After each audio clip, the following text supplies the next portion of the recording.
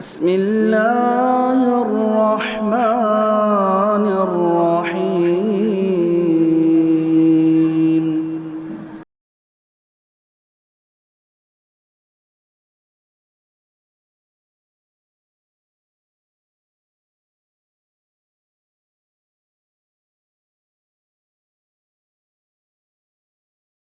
السلام علیکم ورحمۃ اللہ وبرکاتہ۔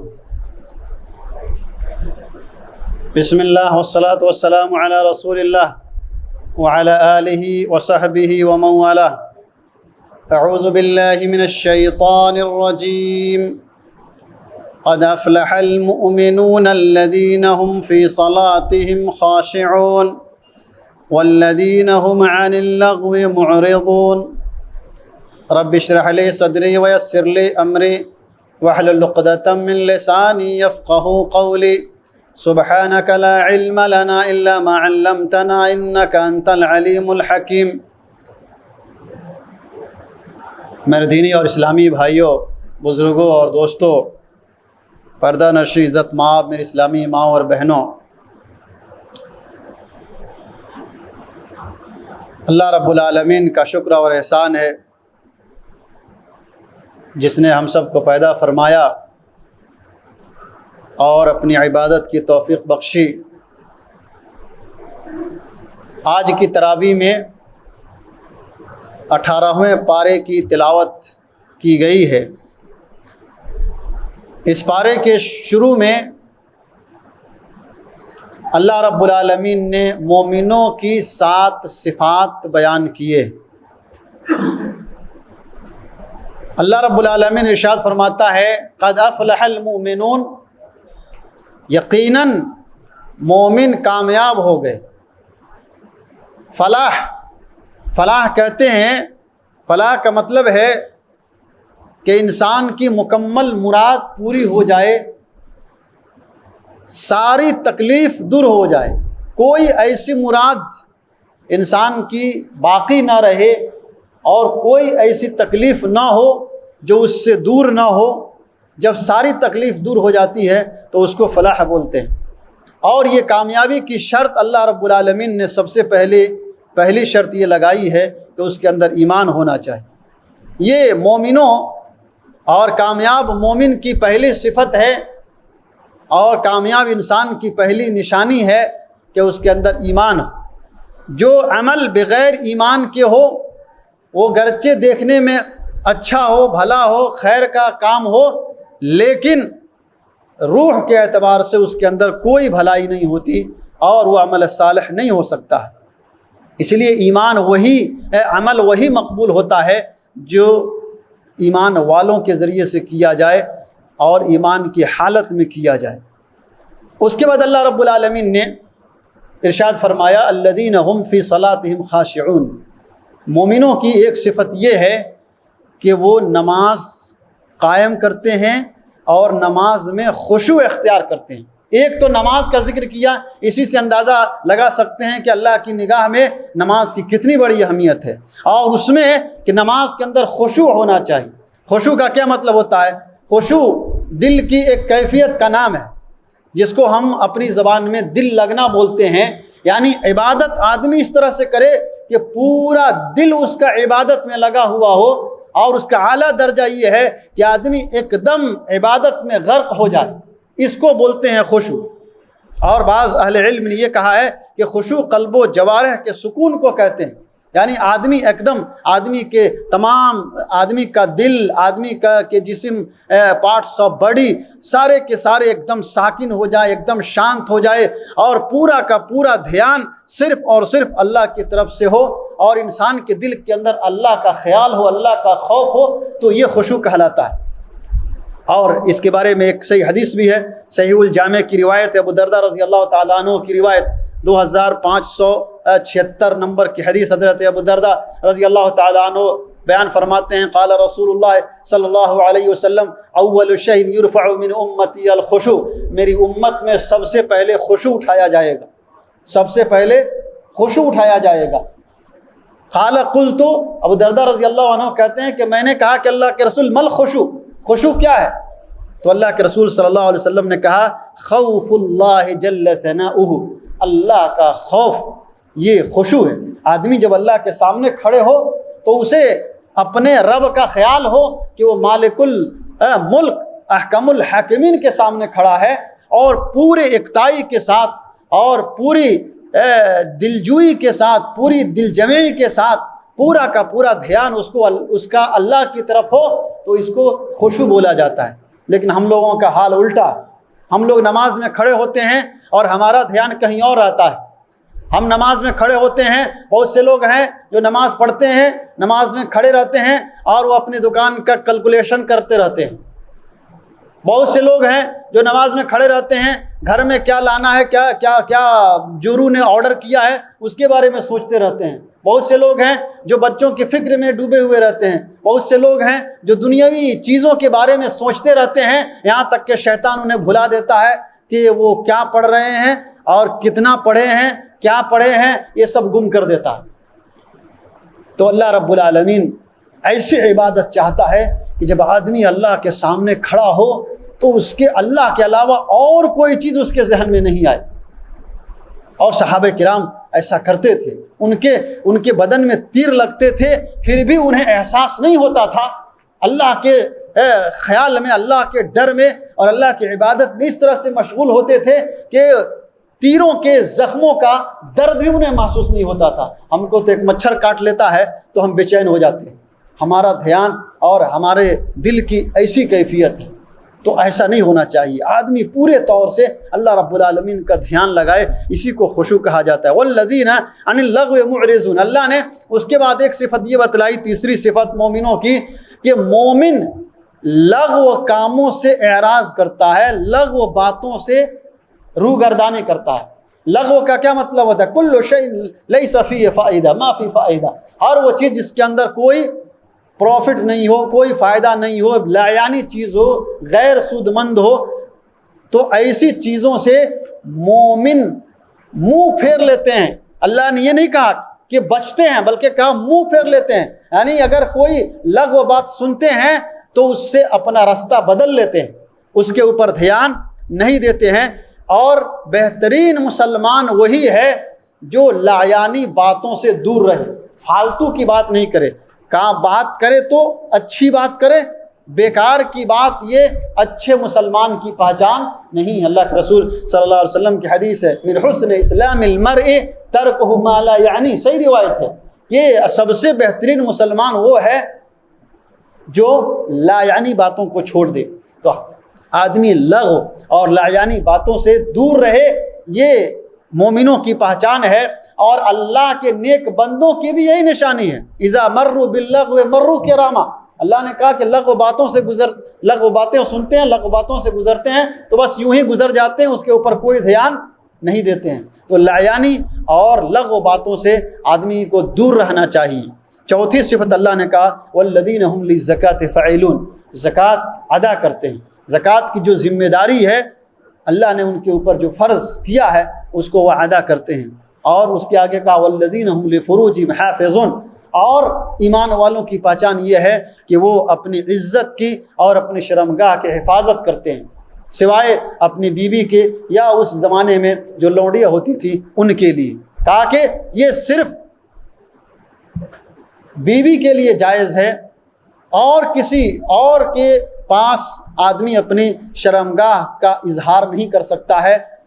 اس کی حفاظت بہت ضروری ہے۔ جو آدمی ایسا کرتا ہے اللہ رب العالمین فرماتا ہے وہ بہت بڑا ظالم انسان ہے۔ تو آدمی کو لغو زبان سے نکلتی ہے، اور شرمگاہ سے آدمی برے کام میں مشغول ہوتا ہے۔ اللہ کے رسول صلی اللہ علیہ وسلم کی حدیث ہے کہ آدمی اگر زبان اور شرمگاہ کی حفاظت کر لے سمجھیے کہ اس کے لیے جنت پکی ہے۔ صحیح بخاری کی روایت ہے، اللہ کے رسول صلی اللہ علیہ وسلم فرماتے ہیں من یضمن لی ما بین رجلیہ وما بین لحییہ وما بین رجلیہ اضمن لہ الجنہ، جو آدمی اپنی زبان اور اپنی شرمگاہ ما بین لحییہ، جو اس کے منہ میں ہے اور جو اس کے زانوں کے درمیان ہے، اگر زبان اور اپنی شرمگاہ کی حفاظت کی گارنٹی دے دے اضمن لہ الجنہ، میں اس کو جنت کی گارنٹی دیتا ہوں۔ اللہ اکبر۔ لوگ اکثر ان باتوں کا خیال نہیں رکھتے ہیں، زبان کی حفاظت نہیں کرتے، اپنے عزت کی حفاظت نہیں کرتے، اللہ رب العالمین نے ایمان والوں کو یہ تعلیم دیا ہے کہ انہیں ایسی چیزوں کی حفاظت کرنی چاہیے۔ اور ایک آخری صفت اللہ نے یہ بیان کیا، والذین هم لاماناتهم وعهدهم راعون، مومن، اللہ کے مومن بندے امانت کی حفاظت کرتے ہیں، امانت میں خیانت نہیں کرتے ہیں، اور کوئی عہد و پیمان کرتے ہیں تو اس کی رعایت کرتے ہیں، اگر کسی سے کوئی وعدہ کیا تو اس کو پورا کرتے ہیں۔ اور امانت میں انسان کی عزت، مال اور یہ سب کچھ شامل ہے کہ آدمی دوسرے کی عزت کے ساتھ کھلواڑ نہیں کرے، وہ بھی امانت ہے، کسی مال کے اندر خیانت نہیں کرے، وہ بھی امانت ہے۔ یہ ایمان والوں کی پہچان ہے۔ ہمیں چاہیے کہ اللہ رب العالمین کی ان باتوں کے اوپر عمل کریں۔ اسی طرح سے اللہ رب العالمین نے آگے بیان فرمایا، اَيَحْسَبُونَ أَنَّمَا نُمِدُّهُمْ بِهِ مِنْ مَالٍ وَبَنِينَ، کافروں کے بارے میں اللہ رب العالمین نے کافروں کے اعتراضات کا ایک جواب دیا ہے۔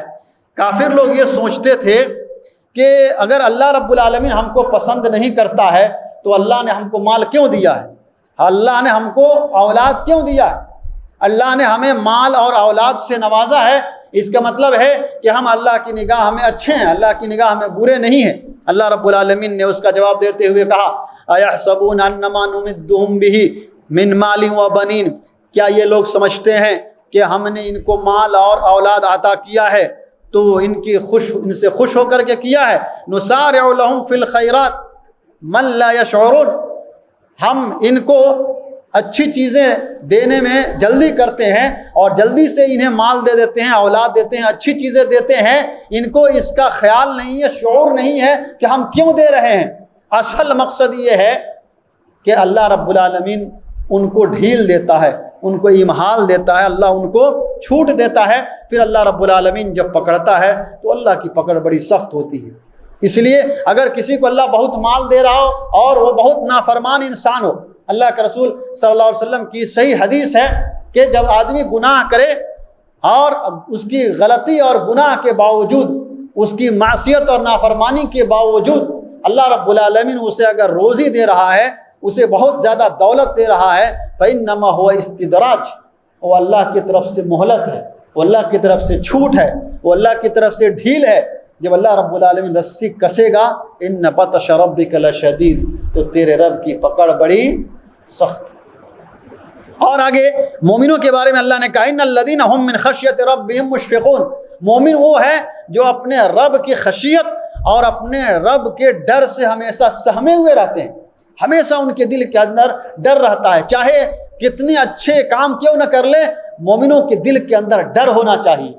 صحیح روایت ہے اس آیت کے بارے میں، حضرت عائشہ صدیقہ رضی اللہ عنہا نے نبی اکرم صلی اللہ علیہ وسلم سے پوچھا، امام ترمذی رحمۃ اللہ علیہ نے ابواب التفسیر کے اندر اس حدیث کو نقل کیا ہے، 3170 پہ 5 نمبر کی حدیث۔ عائشہ رضی اللہ تعالیٰ عنہ کہتی ہیں کہ میں نے سألت رسول اللہ صلی اللہ علیہ وسلم عن هذه الآیہ، میں نے رسول اللہ صلی اللہ علیہ وسلم سے اس آیت کے بارے میں پوچھا کہ اللہ رب العالمین جو یہ کہتا ہے والذین ان الذین هم من خشیۃ ربهم مشفقون، کہ وہ لوگ جو اپنے رب کے ڈر سے سہمے ہوئے رہتے ہیں، اس کا کیا مطلب ہے؟ کیا یہ وہ لوگ ہیں جو اللہ سے ڈرتے ہیں؟ الذین یشربون الخمر، جو لوگ شراب پیتے ہیں وہ ڈرے رہتے ہیں، ویسرقون، جو لوگ چوری کرتے ہیں وہ لوگ ڈرے رہتے ہیں، جو برا کام کرتے ہیں وہ لوگ ڈرے رہتے ہیں، کیا مطلب ہے اس کا؟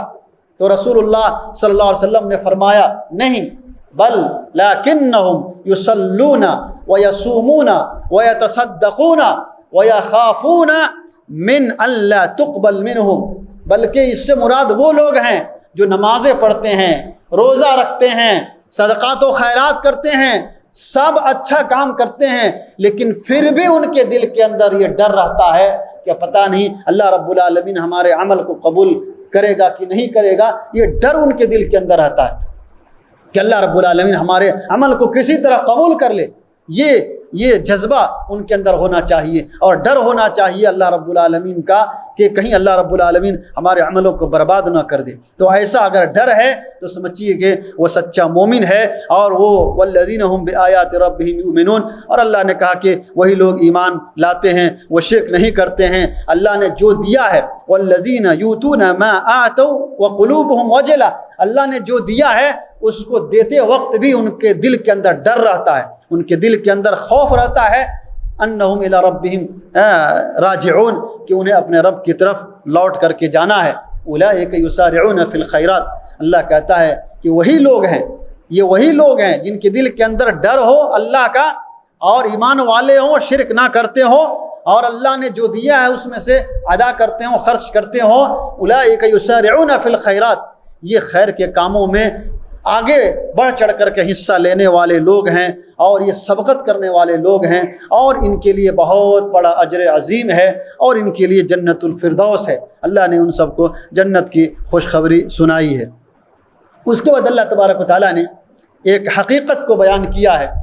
اکثر یہ ہوتا ہے کہ انسان ان کاموں سے دور بھاگتا ہے جس میں اللہ رب العالمین نے خیر و برکت رکھی ہے، یا جن کاموں کا اللہ نے کرنے کا حکم دیا ہے اس میں آدمی دلچسپی کم دکھاتا ہے، اور جن کاموں کا حکم اللہ نے نہیں دیا ہے اس میں اس کی دلچسپی زیادہ ہوتی ہے۔ اللہ نے کہا، ایسے ہی کافروں کا تذکرہ کرتے ہوئے اللہ رب العالمین نے کہا کہ ہم کسی کو اس کے نفس سے، اس کے طاقت سے زیادہ مکلف نہیں کرتے ہیں، اور ان کا بیان کرتے ہوئے کہا بل قلوبہم فی غمرہ، بلکہ یہ ان کے دل غفلت میں پڑے ہوئے ہیں، وَلَهُمْ أَعْمَالٌ مِّن دُونِ ذَلِكَ هُمْ لَهَا فَاعِلُونَ، یہ ایسے کچھ ان کام کرتے ہیں جن کو ان کے کرنے کی اجازت نہیں دی گئی، یا جن کو کرنے کا حکم انہیں نہیں دیا گیا۔ یہ اللہ نے کافروں کے بارے میں بتلایا ہے۔ تو بہت سے لوگ ہیں جو اللہ نے کرنے کا حکم دیا ہے اس میں ان کا دل نہیں لگتا ہے۔ مثال کے طور پہ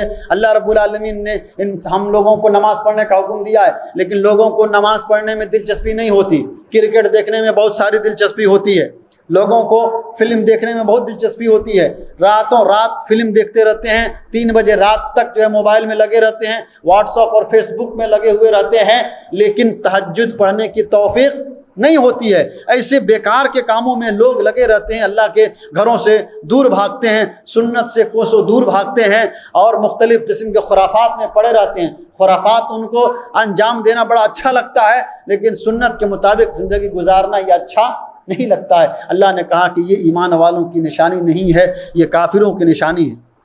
اور ایسے لوگ جو اپنی منمانی زندگی گزاریں اور اللہ کے حکم کے مطابق نہیں چلیں گے، جب اللہ کے دربار میں جائیں گے تو یہ تمنا کریں گے اور اللہ سے عرض کریں گے کہ اللہ تھوڑی دیر کے لیے ہمیں دنیا کے اندر لوٹا دیں۔ تھوڑا سا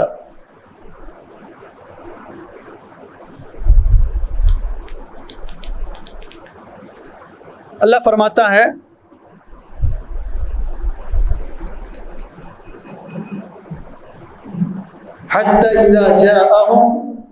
حتى إذا جاء أحدهم الموت قال رب ارجعوني لعلي أعمل صالحا۔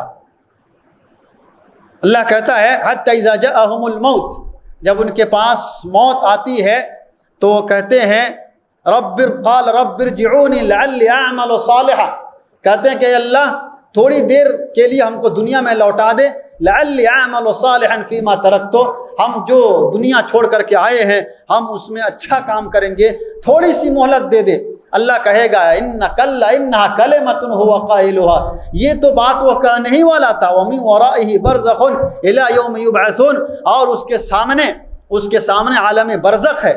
اب جب موت آ گئی اور انسان تمنا کرے گا کہ اللہ اس سے مہلت دے دے، تھوڑی سی مہلت دے دے، اللہ 1 سیکنڈ کے بھی مہلت نہیں دے گا۔ آدمی کو اللہ نے بہت ساری دولت دیا ہے، پوری زندگی بھر اپنے مال کو وہ بچا کر کے رکھا، اور جب موت آئے گی اور اللہ سے فرصت مانگے گا، کہے گا اے اللہ تھوڑی دیر کے لیے مہلت دے دے، افاتصدق واکن من الصالحین، میں صدقہ کر دوں اور نیک لوگوں میں سے ہو جاؤں۔ اللہ کہتا ہے لن یؤخر اللہ نفسا اذا جاء اجلها، اللہ 1 منٹ کی مہلت نہیں دے گا۔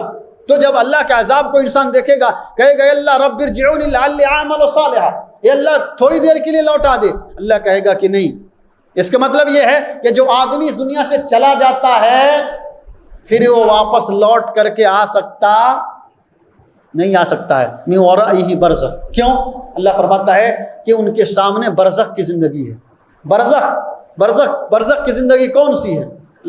برزخ کا مطلب ہے یعنی انسان جب مرتا ہے، البرزخ ہوا ما بین الدنیا والآخرہ قبل الحشر، آخرت اور دنیا کے بیچ میں ایک اور دنیا ہے جہاں پہ انسان اٹھائے جانے تک، موت سے لے کر کے من بعد الموت الی البعث، موت کے بعد سے لے کر کے قبر سے اٹھائے جانے تک وہ اسی میں رہے گا، اس کو برزخ کہا جاتا ہے۔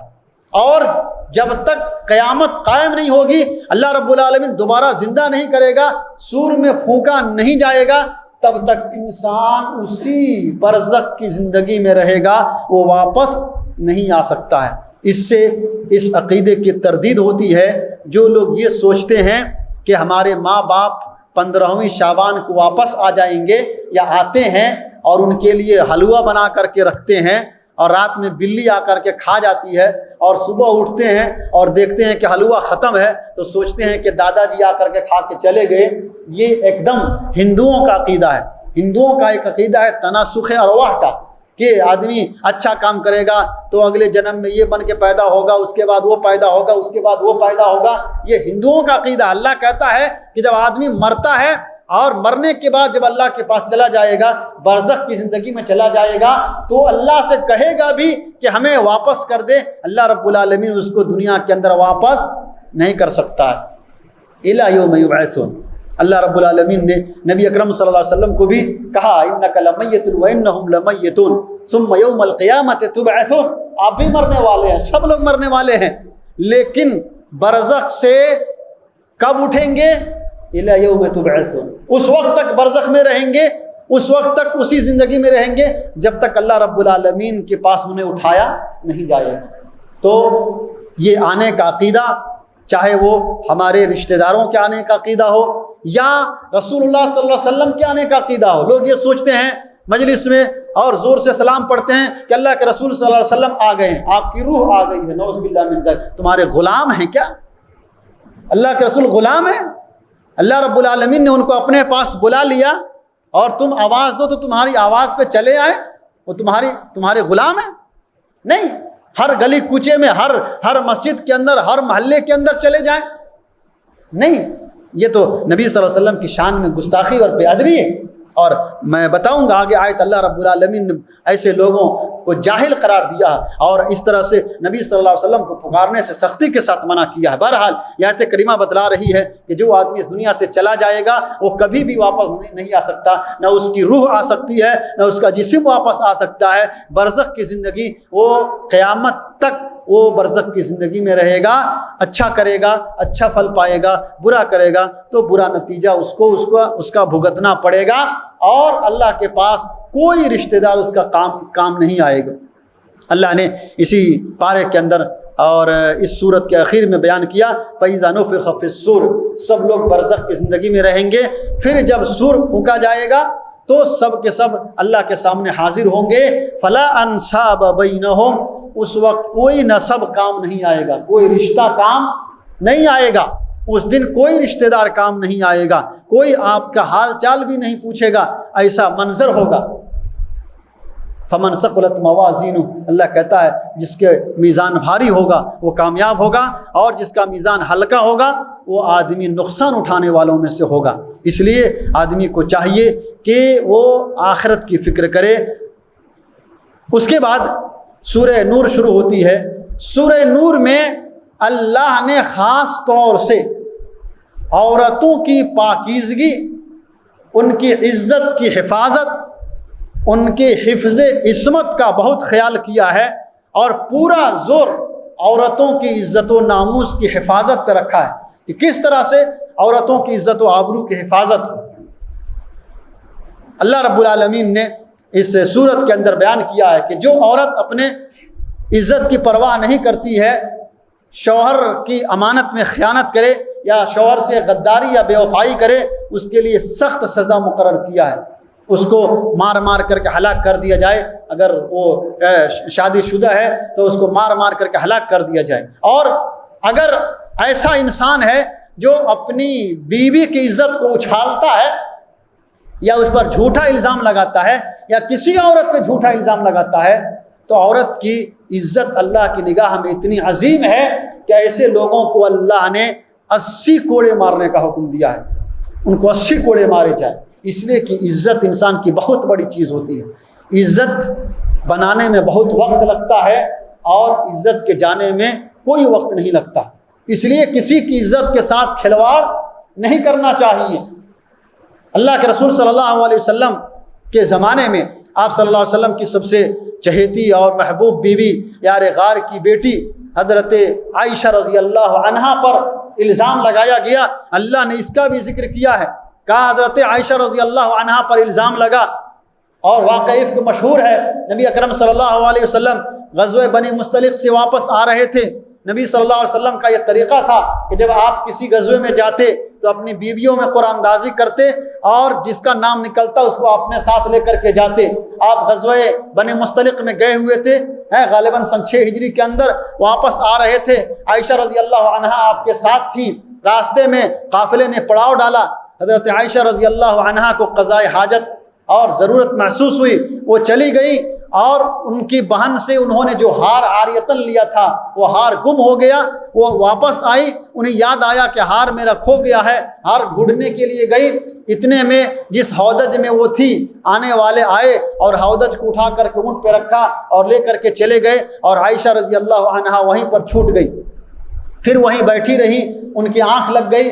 صفوان بن معطل پیچھے سے آ رہے تھے، دیکھا کہ نبی صلی اللہ علیہ وسلم کی بیوی عائشہ ہے، حجاب کی آیت نازل ہونے سے پہلے دیکھا تھا، پہچان لیا۔ صرف انہوں نے نبی صلی اللہ علیہ وسلم کی بیوی کو دیکھ کر کے اتنا کہا تھا انا للہ و انا الیہ راجعون۔ پھر انہوں نے اپنے سواری پہ ان کو سوار کیا اور خود پیدل چل کر کے آئے اور آگے قافلے سے ملے۔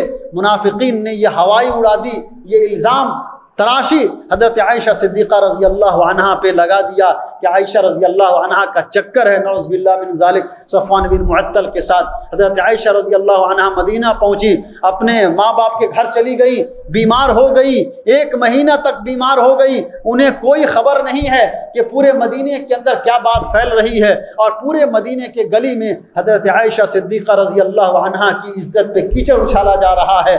ام مستہ کے ساتھ جب حضرت عائشہ رضی اللہ عنہا ایک مرتبہ قضاء حاجت کے لیے جا رہی تھی، ام مستہ نے ان کو بتایا کہ آپ کے بارے میں ایسی ایسی افواہیں پورے مدینے کے اندر جو ہے پھیل رہی ہیں۔ حضرت عائشہ رضی اللہ عنہا نے محسوس کیا کہ 1 مہینے تک بیمار ہیں، لیکن نبی صلی اللہ علیہ وسلم ان کے اوپر دھیان نہیں دے رہے تھے۔ جب ان کو معلوم ہوا، اللہ اکبر، یار غار کی بیٹی اور صدیقہ، نبی اکرم صلی اللہ علیہ وسلم کی چہیتی بیوی، اتنا بڑا الزام لگا۔ دیکھیے اگر نبی اکرم صلی اللہ علیہ وسلم کو غیب کا علم ہوتا تو حضرت عائشہ اتنی تکلیف نہیں اٹھاتی۔ کہتے ہیں کہ حضرت عائشہ رضی اللہ عنہا مسلسل 1 رات 1 دن اور 2 رات 36 گھنٹے مسلسل روتی رہی، مسلسل روتی رہی، اتنا رویا۔ جناب محمد الرسول اللہ صلی اللہ علیہ وسلم ان کے پاس گئے، روتے ہوئے دیکھا۔ اللہ کے رسول صلی اللہ علیہ وسلم کو بھی معلوم نہیں تھا کہ حقیقت کیا ہے۔ اللہ کے رسول نے حضرت عائشہ سے کہا کہ عائشہ، واقعی اگر تم سے کوئی غلطی نہیں ہوئی ہے تو یقیناً اللہ تعالیٰ تیری برات نازل کرے گا، اور اگر کوئی غلطی ہوئی ہے تو اللہ سے توبہ کر لو، اللہ سے معافی مانگ لو، اللہ معاف کر دے گا۔ لیکن حضرت عائشہ رضی اللہ عنہا نے کہا کہ اگر میں یہ کہوں کہ میں پاک ہوں تو بھی کوئی ماننے کے لیے تیار نہیں ہوگا، اور اگر میں یہ کہوں کہ مجھ سے غلطی ہوئی اور میں توبہ کروں تو یہ میرے لیے زیب نہیں دیتا۔ بغیر غلطی کے، بغیر جرم کے میں یہ کیسے قبول کر لوں؟ پھر تو مدینے میں اور زیادہ تھو تھو ہو جائے گی اور میری بدنامی ہو جائے گی۔ اللہ رب العالمین پر مجھے یقین ہے، اللہ ہماری صداقت اور ہماری پاک دامنی کے بارے میں آیتیں ضرور نازل فرمائے گا۔ دنیا نے دیکھا حضرت عائشہ صدیقہ رضی اللہ عنہا کی پاک دامنی میں اللہ نے 12 سے 18 آیتوں کو نازل فرمایا، اور اللہ نے بیان کیا اور اللہ نے بتایا کہ جو آپ پر الزام لگا ہے یہ ظاہری طور پر بری چیز ہے، لیکن اللہ نے کہا ہے نا کہ کوئی چیز ظاہری طور پہ بری ہو سکتی ہے، لیکن کیا معلوم کہ اللہ نے اس کے اندر خیر رکھا ہو۔ اسی کو اللہ نے اس سورت کے اندر سورہ نور کی ابتدائی تقریباً 24-25 آیتوں تک اس کو بیان کیا ہے، اور اس میں اللہ رب العالمین نے ارشاد فرمایا ان الذین جاؤوا بالافق عصبۃ منکم، وہ لوگ جو آپ کے بارے میں بہتان تراشی کیے اور بہتان تراشی لے کر کے آئے، الزام لے کر کے آئے، آپ پر تہمت لگایا، لا تحسبوه شرا لکم، آپ یہ مت سوچئے کہ آپ کے ساتھ برا ہوا، بل هو خیر لکم، بلکہ یہ تو آپ کے حق میں بہت اچھا ہوا۔ اچھا کیسے ہوا؟ 3 وجہ ہے۔ ایک اچھائی کی وجہ یہ ہے، ظاہری طور پہ تو بہت بری بات ہے کہ نبی کی بیوی پر صلی اللہ علیہ وسلم اتنا بڑا الزام لگا، لیکن حقیقت میں اللہ نے کہا بل هو خیر لکم، یہ آپ کے لیے بہتر ہے۔ بہتر کس طرح سے ہے کہ آپ کو جو اس کی تکلیف ہوئی، جو صدمہ لاحق ہوا، ہر تکلیف کے بدلے اللہ نے آپ کو اجر عظیم سے نوازا۔ ایک خیر یہ ہے۔ دوسرا خیر یہ ہے کہ اس سے بڑی بات اور کیا ہو سکتی ہے؟ جناب محمد رسول اللہ صلی اللہ علیہ وسلم کی وائف اور یار غار کی بیٹی کی شان میں عرش والا آسمان سے آیتیں اتار دے اور آپ کی برات اور آپ کی صداقت کو ظاہر کر دے، آپ کی شان میں وہ آیتیں اتار دے جو رہتے دنیا تک قیامت تک تلاوت کی جائیں گی، اور عائشہ صدیقہ کی صداقت اور پاک دامنی کو لوگ یاد رکھیں گے۔ بل هو خیر لکم، اس سے بڑا خیر اور کیا ہو سکتا ہے؟ اور تیسرا خیر مفسرین نے یہ بیان کیا ہے کہ اہل ایمان کے لیے عبرت ہے۔ اہل ایمان کے لیے عبرت کا پہلو ہے کہ کسی کے اوپر الزام لگانے سے پہلے آدمی سوچے، اس کی جگہ پہ خود کو رکھ کر کے دیکھے کہ اگر اس کے اوپر الزام لگے گا تو اس کو کیسا لگے گا، یا کسی قسم کا افواہ پھیلانے سے بچے، کیونکہ اس قسم کی افواہ پھیلانے سے آدمی اللہ کے عذاب میں دوچار ہو سکتا ہے۔ اور ایسے منافقوں کو سخت سزا سنائی گئی دنیا کے اندر، اور جن لوگوں نے تہمت لگائی تھی، جس میں مصطح بن اثاثہ تھے، حمنہ بنت جہش، حسان بن ثابت رضی اللہ عنہ جیسے لوگ شامل تھے، ان سب کو 80 کوڑے لگائے۔ اور یہ مصطح بن اثاثہ یہ حضرت ابوبکر صدیق رضی اللہ تعالی عنہ کے خالہ زاد بھائی تھے، یہ بھی اس میں شامل ہو گئے۔ حضرت ابوبکر کو بہت تکلیف ہوئی۔ مصطح بن اثاثہ کا پورا خرچ حضرت ابوبکر صدیق رضی اللہ عنہ اٹھاتے تھے، لیکن دیکھا کہ یہ بھی عبداللہ بن سبا، عبداللہ بن ابی بن سلول اور منافقوں کے ساتھ ملے ہوئے ہیں، یہ بھی انہی کے ساتھ تہمت میں لگے ہوئے ہیں۔ تو حضرت ابوبکر صدیق رضی اللہ عنہ نے قسم کھائی کہ اب ہم مصطح بن اثاثہ کا سارا خرچ بند کر دیں گے، جو ان کے ایکسپنسز کے لیے ہم پیسہ دیتے تھے ہم انہیں نہیں دیں گے، ہم ان کو ان کا پیسہ دینا بند کر دیں گے۔ اللہ رب العالمین نے جب حضرت عائشہ صدیقہ رضی اللہ عنہ کی برات نازل فرمائی تو حضرت ابو بکر کے اس رویے پہ اللہ نے تنبیہ کیا کہ ان کو سزا مل گئی ہے، اب آپ کو کوئی حق نہیں بنتا ہے کہ اس وجہ سے ان کا خرچ بند کر دیں۔ اگر کوئی ہمارا رشتہ دار غلطی کرتا ہے اور پھر وہ معافی مانگ لیتا ہے تو آدمی کو اس کے ساتھ اچھا سلوک کرنا چاہیے۔ جب حضرت ابو بکر نے ان کا خرچ بند کرنے کا اعلان کیا تو اللہ نے آیت اتاری، اس کے بعد اللہ ارشاد فرماتا ہے وَلَا يَأْتَلِ أُولُو الْفَضْلِ مِنْكُمْ وَالسَّعَةِ، جن کو اللہ نے فضل عطا کیا ہے، وسعت دیا ہے، مال دیا ہے، وہ قسم نہ کھائے کہ وہ اپنے رشتہ داروں کو، مسکینوں کو، مجاہدوں کو نہیں دیں گے، مال نہیں عطا کریں گے، ان کے اوپر خرچ نہیں کریں گے۔ وَلْيَعْفُوا وَلْيَصْفَحُوا، بلکہ انہیں چاہیے کہ عفو درگزر سے کام لیں، اگر ان سے غلطی ہوئی ہے تو انہیں معاف کر دیں گے، معاف کر دیں، یہ جذبہ ہونا چاہیے۔ الا تحبون ان یغفر اللہ لکم، کیا آپ نہیں چاہتے ہیں کہ اللہ آپ کو معاف کر دے؟ آپ کے رشتہ دار سے اگر کوئی غلطی ہوئی ہے آپ اس کو معاف کریں گے تو اللہ رب العالمین آپ کو معاف کرے گا۔ صحیح روایت ہے، جب یہ آیت حضرت ابوبکر صدیق رضی اللہ عنہ کو پہنچی، صحیح بخاری کی روایت 4440 پر 1 نمبر کی حدیث، حضرت ابوبکر صدیق رضی اللہ عنہ بھاگتے ہوئے آئے اور کہا کہ اللہ کے رسول صلی اللہ علیہ وسلم کیا ہمارے بارے میں آیت نازل ہوئی؟ کیا اللہ یہ کہتا ہے کہ ہم معاف کر دیں گے تو اللہ رب العالمین ہمیں معاف کر دے گا؟ کہا بلا بلا واللہ انی لا احب ان یغفر اللہ لی، نہیں اللہ کی قسم میں چاہتا ہوں کہ اللہ رب العالمین ہمیں معاف کر دے۔ فرجع الى مصطح النفقہ التي كان ينفق عليه، حضرت ابوبکر صدیق رضی اللہ عنہ نے جو خرچ مصطح بن اثاثہ کو دیتے تھے پھر سے جاری کر دیا اور کہا کہ آج کے بعد لا انزعها ابدا، تمہارے خرچ کو ہم کبھی نہیں روکیں گے، کبھی بند نہیں کریں گے۔ اللہ اکبر، یہ ایمان والے۔ تو یہ آیت کریمہ بتلا رہی ہے کہ اگر ہمارے بھائیوں سے کوئی غلطی ہو جائے تو ہمارے اندر معافی کا جذبہ ہونا چاہیے۔ اسی طرح سے اللہ رب العالمین نے ایک سماجی نصیحت کرتے ہوئے ایک سماجی بات یہ بتلائی ہے کہ آدمی جب کسی دوسرے کے گھر میں داخل ہو تو اسے سلام پہلے کرنا چاہیے، اجازت مانگنے سے پہلے سلام کرے پھر اجازت مانگے، بلکہ اپنے گھروں کے اندر بھی جائے تو سلام کرے۔ اور خاص طور سے بچے جب بڑے ہو جائیں تو بچوں کو بھی تعلیم دینی چاہیے کہ وہ سلام کر کے گھر کے اندر داخل ہوں۔ اگر دوسرے کے کمرے میں جا رہے ہیں تو سلام کر کے اجازت مانگ کر کے جائیں، یہ زیادہ بہتر ہے اور اللہ نے اس کی تعلیم دیا ہے۔ اور اگر اجازت ملے تو جائیں، اجازت نہ ملے تو گھر سے واپس آ جائیں۔ ان قیل لکم ارجعوا فارجعوا، اگر واپس ہونے کا کہا جائے تو واپس ہو جائے، وہاں پہ ٹھہرا نہیں رہے۔ کیوں اللہ نے کہا کہ وہاں پہ ٹھہرا نہیں رہے، واپس ہو جائے؟ وجہ یہ ہے کہ ہو سکتا ہے کہ گھر کے اندر جو لوگ ہیں اور دروازے پر کوئی ٹھہرا رہے گا تو ان کو ناگوار گزرے گا، یا کوئی غیر مرد اگر گیٹ کے اوپر کھڑا رہے بہت دیر تک تو لوگوں کے اندر شبہ پیدا ہوگا، شک پیدا ہوگا، طرح طرح کی باتیں ہوں گی، اور اللہ رب العالمین ایسا نہیں چاہتا کہ کسی بھی مرد یا عورت کی عزت پر کیچڑ اچھالا جائے۔ اس لیے اللہ رب العالمین نے یہ تعلیم دیا ہے اور عزت کی حفاظت کی بڑی تاکید کیا ہے۔ جیسے مثال کے طور پہ اس کے آگے کی آیتوں کو دیکھیے، اللہ رب العالمین نے مومنوں کو حکم دیا، قل للمؤمنین یغضوا من ابصارہم، اے اللہ کے رسول صلی اللہ علیہ وسلم مومنوں کو کہیے کہ اپنی نگاہیں پست رکھیں۔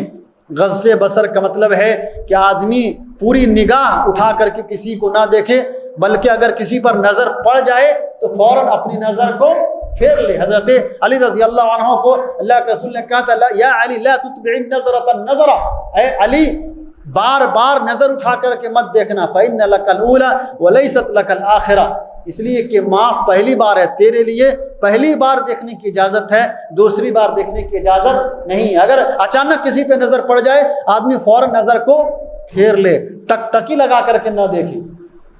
جی، یہ اس سے کیا ہوتا ہے کہ آدمی اپنی نگاہ پست رکھے گا تو اس کی عزت کی حفاظت ہوگی، اللہ اس کو گناہوں سے بچائے گا۔ اس لیے کہ پہلے خطا جو ہوتی ہے وہ آنکھوں سے ہی ہوتی ہے، آنکھ پہلے دھوکہ کھاتی ہے اور آنکھ پہلے انسان کو برائی کی طرف لے جاتی ہے اور دل کے اندر برے خیالات پیدا ہوتے ہیں، پھر انسان برائی کی طرف مائل ہوتا ہے۔ تو اللہ نے پہلے کہا کہ اپنی نگاہوں کی حفاظت کریں، اور پھر کہا وَيَحْفَظُوا فُرُوجَهُمْ، اور اپنی شرمگاہ کی حفاظت کریں، ذَلِكَ أَزْكَىٰ لَهُمْ، یہ ان کے لیے زیادہ بہتر ہے۔ اور مومنہ عورتوں کو بھی کہا، قُلْ لِلْمُؤْمِنَاتِ يَغْضُضْنَ مِنْ أَبْصَارِهِنَّ، مومنہ عورتوں کو بھی کہیے کہ اپنی نگاہیں نیچی رکھیں اور اپنی شرمگاہوں کی حفاظت کریں۔ اور اس کے آگے اللہ رب العالمین نے کہا وَلَا يُبْدِينَ زِينَتَهُنَّ إِلَّا لِبُعُولَتِهِنَّ، پوری آیت لمبی آیت ہے، بہت سارے لوگوں کا اللہ نے ذکر کیا ہے جن کے سامنے پردہ کرنا ہے، کن کے سامنے پردہ جو ہے ضروری ہے، کن کے سامنے پردہ نہیں کر سکتے ہیں۔ یعنی عورت کی 3 حالت اللہ رب العالمین نے اس آیت کے اندر بیان کیا ہے پردے کے تعلق سے۔ ایک یہ ہے کہ عورت کا سارے مردوں سے پردہ کرنا ضروری ہے، اجنبی مردوں سے، کوئی بھی اگر اجنبی ہے تو عورت کا پورا پردہ کرنا ضروری ہے۔ اور دوسری صورت یہ ہے کہ عورت پورا پردہ اپنا کھول سکتی ہے لبعولتہن، اپنے شوہر کے لیے۔ شوہر کے لیے کوئی پردہ نہیں ہے، کوئی پردہ نہیں ہے، شوہر عورت کا سب کچھ دیکھ سکتا ہے، ایوری پارٹس آف باڈی، یہ اللہ نے اجازت دیا ہے، یہ شوہر کے لیے ہے۔ اور ایک تیسری صورت یہ ہوتی ہے کہ جو محرم ہیں، جو حرام لوگ ہیں، ان کے لیے بھی عورت کا پردہ ہے سوائے 5 چیزوں کے۔ اگر بہن ہے، ماں ہے، بیٹی ہے تو وہ بھی اپنے بھائی سے، اپنے باپ سے پردہ کرے گی مکمل، سوائے 5 چیزوں کے۔ سر ہے، سر کا پردہ نہیں، چہرہ کا پردہ نہیں، گردن کا پردہ نہیں، ہتھیلی اور پاؤں، یہ 5 چیزیں ہیں جو محرم مردوں کے سامنے کھولی جا سکتی ہیں۔ اس کے علاوہ اور جو عورت کا پورا جسم ہے وہ محرم مردوں کے لیے بھی پردہ ہے۔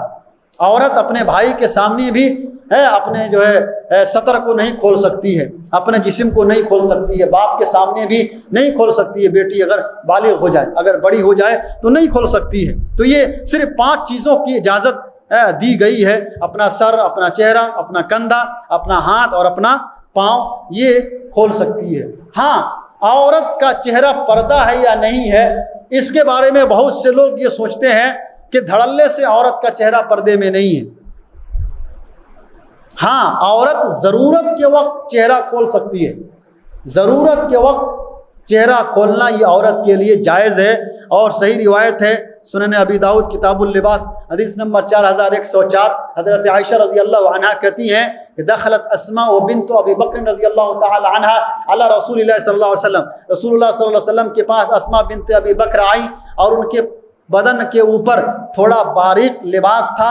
رسول اللہ صلی اللہ علیہ وسلم نے ان سے منہ پھیر لیا، فعرض عنہا رسول اللہ صلی اللہ علیہ وسلم، رسول اللہ صلی اللہ علیہ وسلم نے منہ پھیر لیا اور کہا اے اسماء ان المرأة اذا بلغت المحیض، جب عورت بالغ ہو جائے لم تصلح ان یرا منها شیء الا هذا وهذا، جب عورت بالغ ہو جائے، لڑکی بالغ ہو جائے تو سوائے ان دو چیزوں کے اور کسی بھی چیز کا دکھانا درست نہیں ہے۔ کہا اشار الی وجہہ وکفیہ، اللہ کے رسول صلی اللہ علیہ وسلم نے چہرہ اور ہتھیلی کی طرف اشارہ کر کے بتلایا، یعنی ضرورت کے وقت صرف اس کو ہتھیلی کو آدمی دکھا سکتا ہے، چہرہ کو دکھا سکتا ہے۔ شیخ البانی رحمۃ اللہ علیہ نے اس حدیث سے دلیل پکڑتے ہوئے کہا ہے کہ عورت کا چہرہ پردے میں نہیں ہے، چہرہ کھول سکتی ہے، لیکن صحیح بات یہ ہے، جمہور علماء کا موقف یہ ہے، شیخ ابن باز رحمۃ اللہ علیہ کا فتویٰ یہ ہے الواجب علی المرأة ان تغطی وجہها للاجانب، عورت اپنا چہرہ پورا کا پورا چہرہ اجنبی مردوں سے ڈھکے گی، پورا کا پورا چہرہ ڈھانپ کر کے رکھے گی، اس لیے کہ چہرہ مکمل چہرہ اس کا بلکہ پورا بدن اس کا پردے میں ہے۔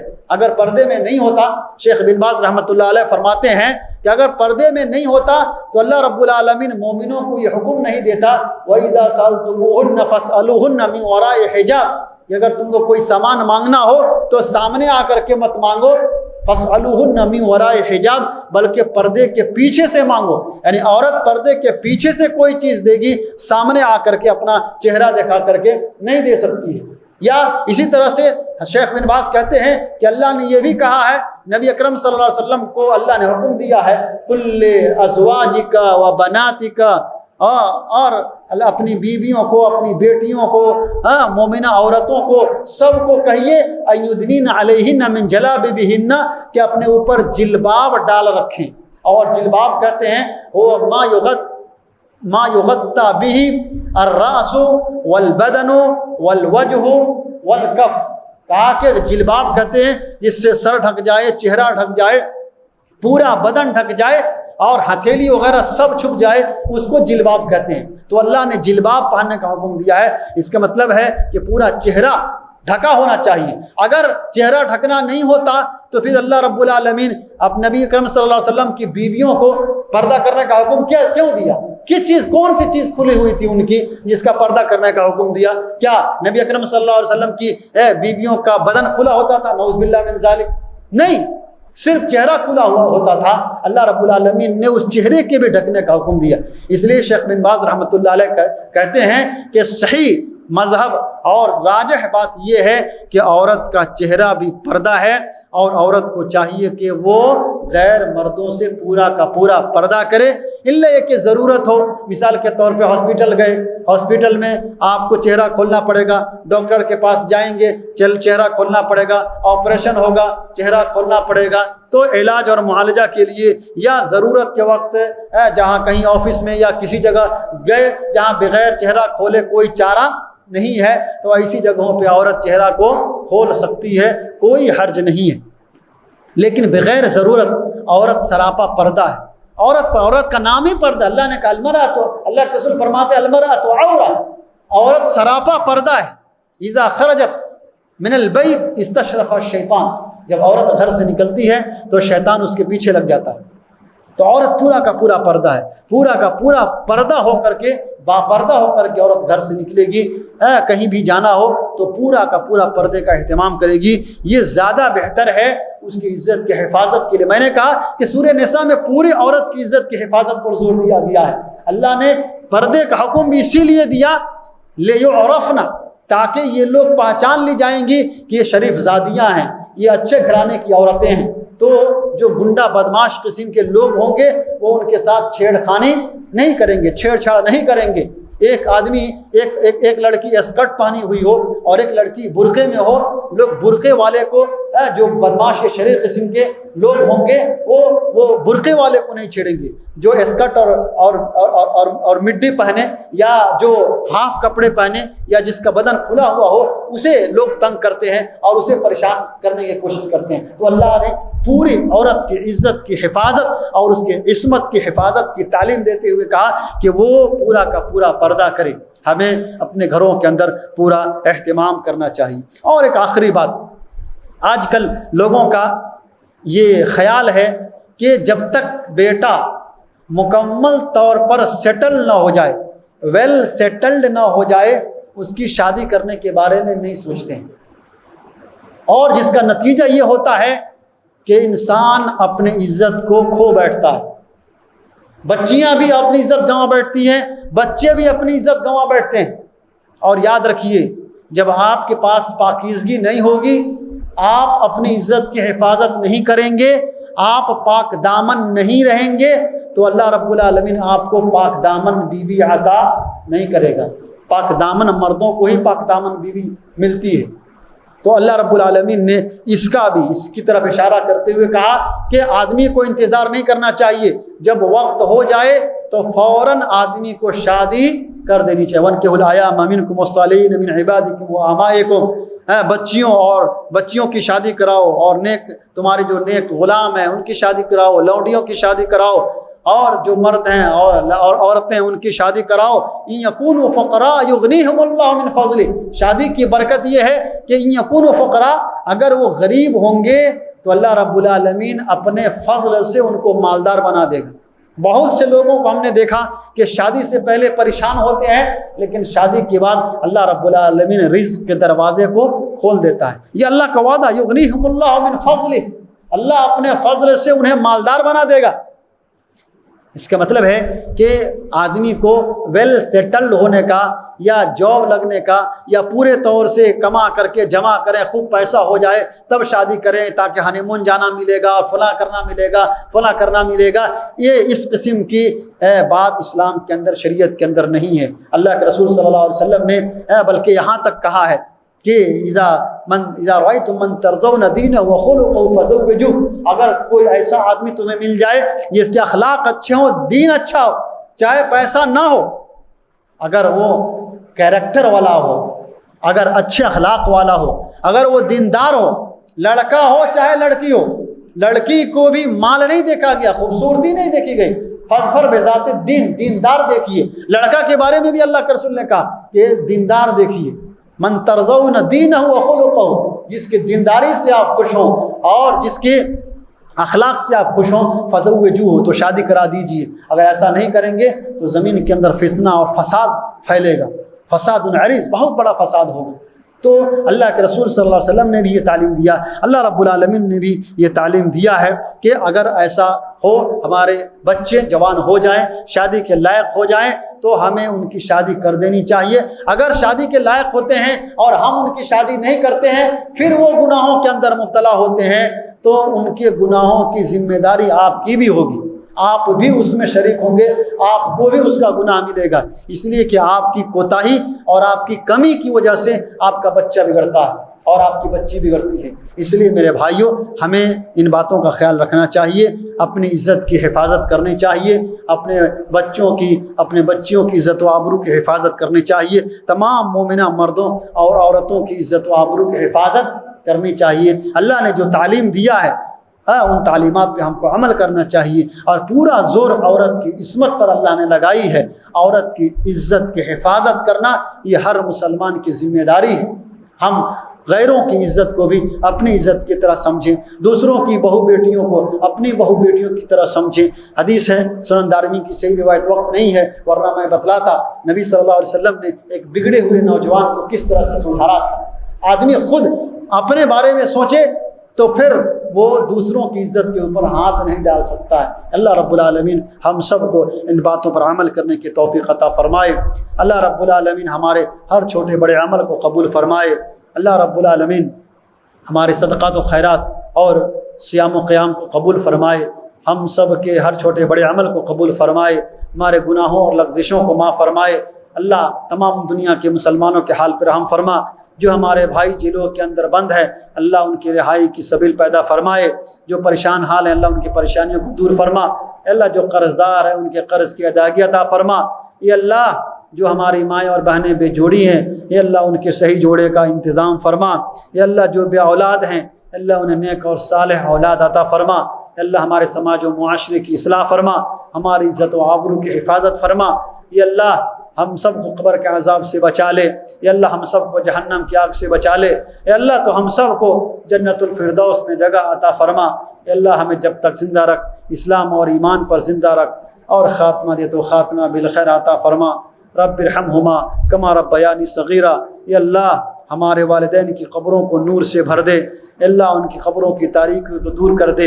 اے اللہ ان کی قبر کے اندر اگر زحمت ہو اے اللہ تو اس کو اپنی رحمت سے بدل دے۔ اے اللہ ہمارے ماں باپ کی قبروں میں جنت کی کھڑکی کو کھول دے۔ اے اللہ ہمارے ماں باپ کے اوپر رحم فرما۔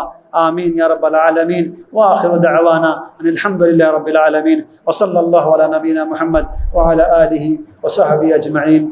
السلام علیکم ورحمۃ اللہ وبرکاتہ۔